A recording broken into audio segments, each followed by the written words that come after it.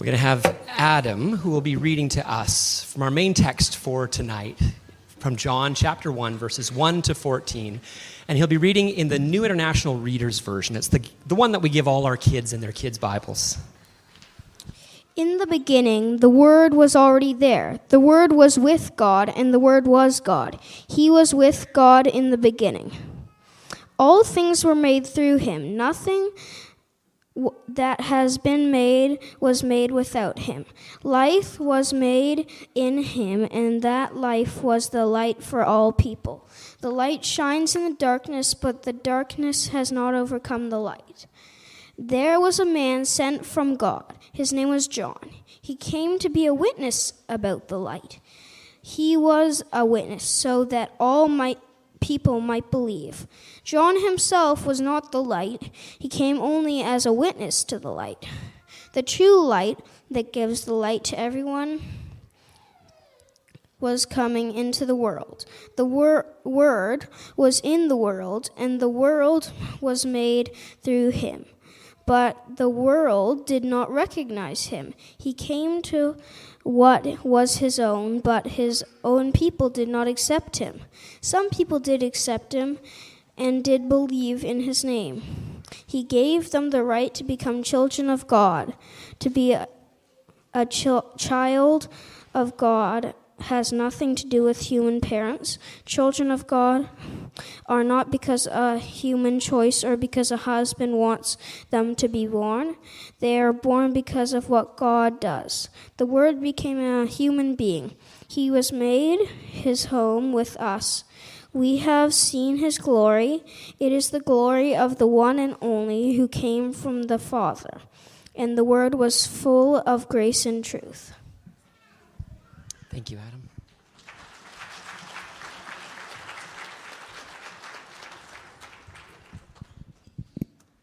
Well, welcome here, and Merry Christmas to you all. If we haven't had a chance to meet yet, my name is Dave. I'm our lead pastor here. And let me ask, when you hear the phrase good news, what comes to mind? Maybe kids, it's when your parents say, we're getting pizza tonight, and then we're going to watch a movie. Or maybe, good news, I passed the test. Or good news, yes, it is cancer, but we can operate, you're going to be fine. Good news. When we hear the phrase good news, we heard it in that first passage that Nadine read for us in Isaiah. Let me just read that again for you. How beautiful on the mountains are the feet of those who bring good news, who proclaim peace, who bring good tidings, who proclaim salvation, and who say to Zion, your God reigns. In the ancient world, good news, or gospel, is how it gets translated out in the New Testament, typically. Gospel, or good news, is a royal announcement. It means this. It means your king is coming. Get ready. The news, then, is a person. And that's the news that Christmas centers on. Good news, we'll see, is on the move. But maybe your mind didn't really focus on that first part of the good news. Maybe your mind jumped to feet. And especially when the writer calls them beautiful feet. Like when we think of feet, maybe you have a younger brother. And so you think of feet, you think stinky. You think he should change his socks more often. I have 2 boys. I know something about that. Or maybe our image of feet is of bunions and big veins, very far from what we would think of as beautiful, not what we would want to display to the world. So why would Isaiah talk about these feet being beautiful? Well, before there was text messages or Twitter, before there was even landlines or telegraphs, in the ancient world, if you wanted to send a message, you sent a messenger. And that messenger would memorize the message, or they would have it written down in a scroll, and if it needed to go somewhere urgently, that messenger would run. Good news. They're bringing good news, and that's why their feet could be called beautiful, because of the news, the disruptively good news that they bring. And it's beautiful because, well, listen again. We heard this description of Jesus from John chapter 1. In the beginning, and when John writes that, it means the beginning of everything, actually, before there was anything at all. In the beginning was the Word. And the Word was with God, and the Word was God. And then we go on to read this.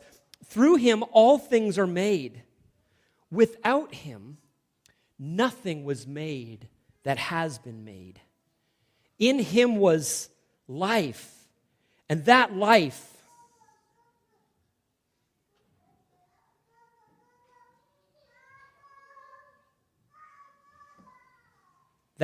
was the light of all mankind.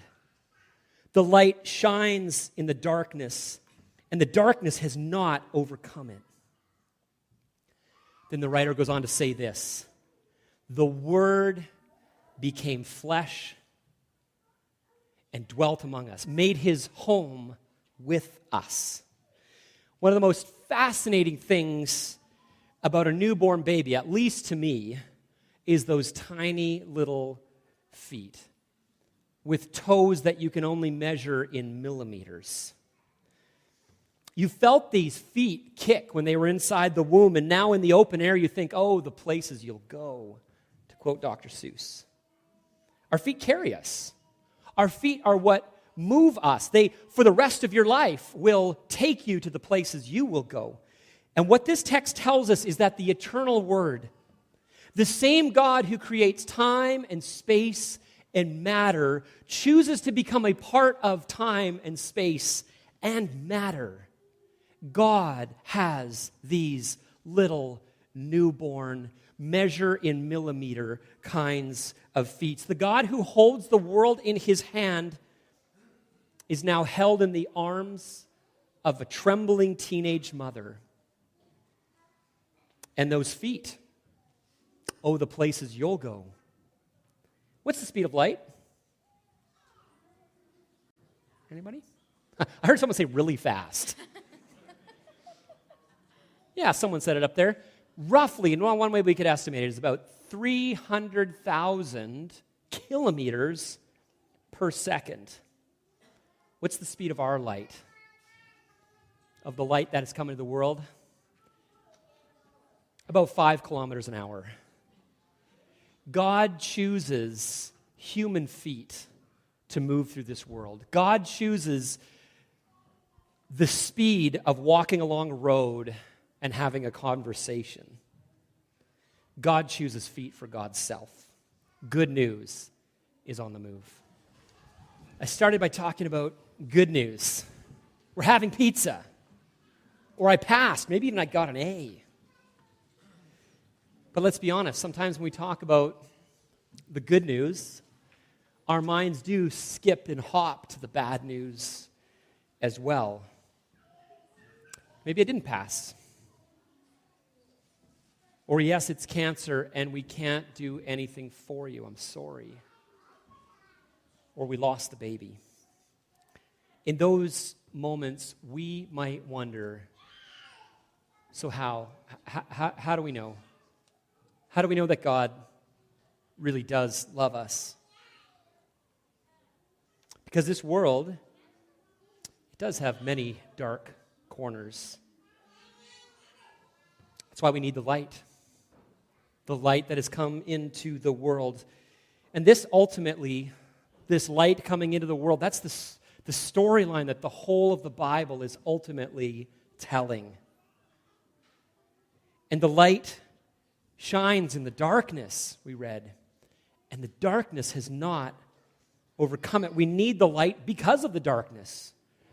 But what does the writer mean when he says darkness here? Well, darkness in the Bible is a way of speaking of evil. It's a way of speaking of those actions, those ways that conspire against the life of goodness that God designed for us to live in and live out of. And that language, well, we know it well, right? Even our culture is infused with that language to speak of darkness in that way. You think of the Star Wars saga, for instance. It draws heavy on the language of darkness. As Obi-Wan says to Luke, the young Jedi, Luke, don't give in to hate. That leads to the dark side. The dark side. we know about darkness, don't we? We can feel that same word to us. Don't give in to the hate, can't we? But in some ways, if we're honest with ourselves, all of us have given into it. It's like the lyrics to that song, "It's me, hi, I'm the problem, it's me." It's a number one song on the pop charts right now for a reason, I think. It's because we actually can all relate to Taylor. When we face ourselves honestly, we've all made choices that didn't honor people the way they ought to have been honored. Maybe we valued power over people, getting our way, having control over serving the needs and the good of others. All of these are ultimately actually against God, who made us for light, who made us for life. And that's why we need this news. We need it personally, and we need it because of those dark corners of our world. Though we might not know all of the reasons for the whys that you're facing maybe even this week. We don't know this. We don't know the reasons for those, but we do know this. Jesus' feet walked him into the real world places of hurt and pain. The God who chose to come with feet walked himself over to those who were in serious need of healing, had leprosy and said, "Be healed," and they were. Whose eyes were blind, and he said, "Be healed," and they were. Who couldn't walk, and he gave them feet to walk. Who said to people, "Son, daughter, your sins are forgiven. You're free." Like that guilt you don't have to carry. All of these were ways of saying, "I see you and I love you." It was his way to say, "One day I will heal all of your hurts. Do you trust me?" Good news is on the move, even into dark places. For he makes this announcement most beautifully when he walks up the side of a mountain just outside of Jerusalem, and he is hung on a Roman cross, and those feet of his are nailed to it. How beautiful on the mountain are the feet. So although I could never tell you the reasons why you're going through the things that fall under the category of bad news, I can tell you what they don't mean. They don't mean God doesn't love me. God doesn't care. Jesus' feet, his beautiful feet, are nailed to a cross, and that is God's final word that says, "I love you so much I would give my life for you." And this is so important to see as well. Christmas, the fact that God would come for us. Christmas tells me that I am that desperately lost.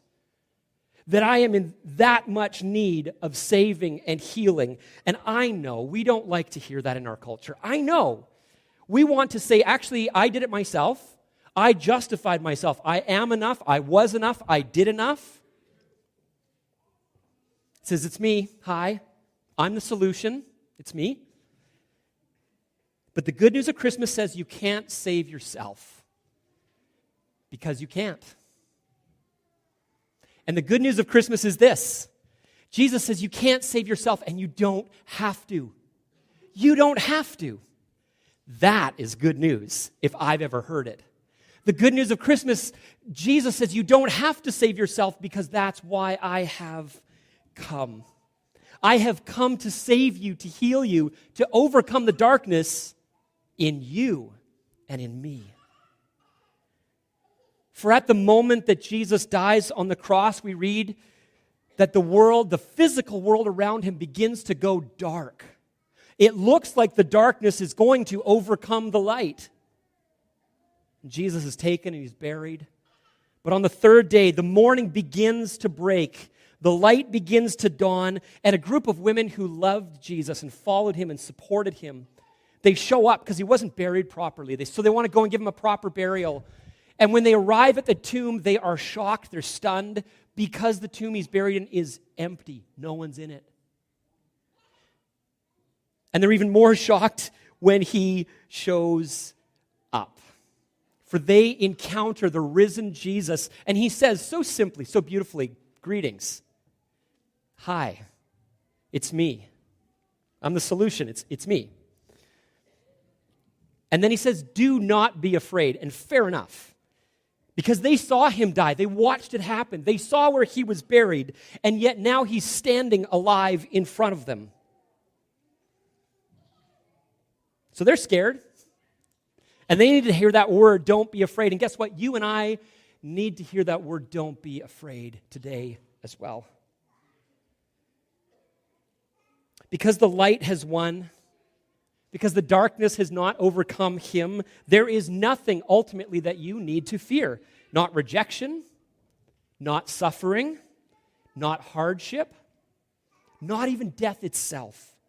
For Jesus' resurrection ensures that everyone who puts our trust in him will one day be raised in a body just as he was raised. And so these women who meet him, encounter him, they take their beautiful feet and run this message to the other disciples, those who are hiding scared, maybe for good reason, and they bring this news: Jesus is alive. The darkness doesn't win.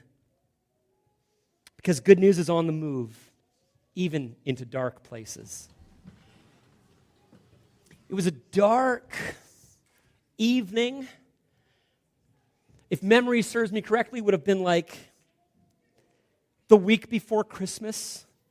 My best friend, Royden, and I know that we were in grade 11, probably at least because we were driving at this point. And we decided on this snowy night, it was one of those, we grew up in Salmon Arm, that was hometown. And when it snows, sometimes it snows very deep. And there it is often very wet and heavy. And it was one of these knee-deep snowfalls. And I don't know whose idea it was. I'm going to give credit to Royden. He probably came up with this. But we grabbed our shovels and jumped in his car or mine, I don't know, doesn't matter.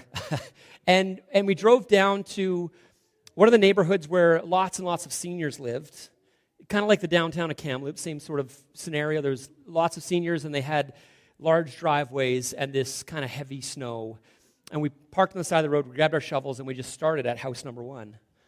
And we started shoveling, and we got finished it, and man, our hearts were pounding, and it was a lot of work. And then we walked across the street and started on the next one. And we worked our way that evening down one of these streets. And, we were in grade 11. We were in good physical condition. There was no, worries about our hearts at that point. But I remember a few times that night, a head would poke out of the door, usually someone elderly. And they would say, "Do you want money? Is that why you're doing this?" We'd say, "No."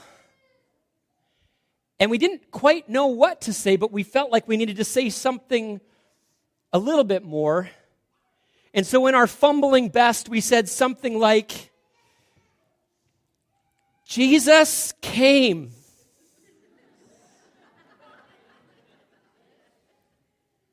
Out of love for us, and somehow we've experienced that, and we want you to know that he loves you too. So you don't want any money? No. They offered us many other things too, to which we said no. Thinking these are young men and weak. Anyways. The light has come. Jesus says this when he's an adult in John chapter 8. We read this: when Jesus spoke again to the people, he said, I am the light of the world. Whoever follows me will never walk in darkness, but will have the light of life. Follows me. It's a walking metaphor. When Jesus uses this, he's pointing to your feet now and to my feet. And he says, you are called to move your feet in rhythm with my feet. That's what living faith looks like. Faith means more than simply saying, I believe these historically true things that happened in the first century. Though that's important, that Jesus lived, that he was God the Son. He lived a perfect life for you. He died a sinner's death for me and for you, and he rose again in triumphant vindication. That I need to say, but that isn't living faith until it begins to follow. Jesus says, those who follow me will never walk in darkness. It's to say, I bet my life on living that way, on following this person, on trusting Jesus. And as you go through the Gospels, if you ever do this sometime, you will see that Jesus elicits extreme responses from the people he encounters. As one writer says, some are so furious with him that they try to throw him off a cliff. Others are so terrified they cry out, "Depart from me, get away from me." Others fall down before him and worship him. Why the extremes? Why the extremes? It's because of the claims about who he is. If he is who he says he is, then you have to center your whole life on him. You can't have mild appreciation for Jesus. Either he is God or he is not.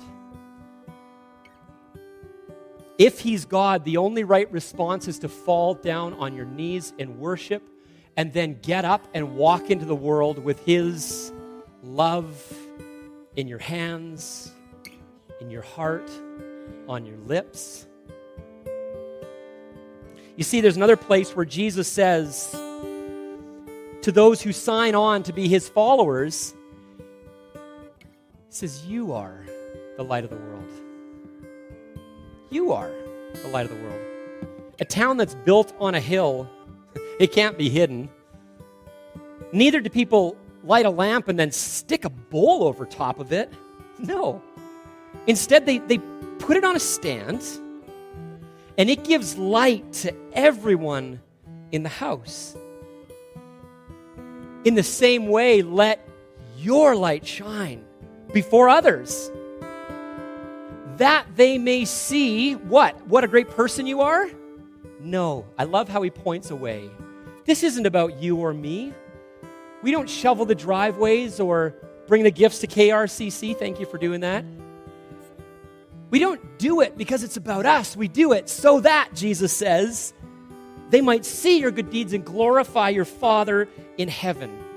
So this isn't a private, interior, well, this is my own kind of thing, this faith of mine. Sorry, doesn't work. Following Jesus means walking it into the world publicly. To live for him.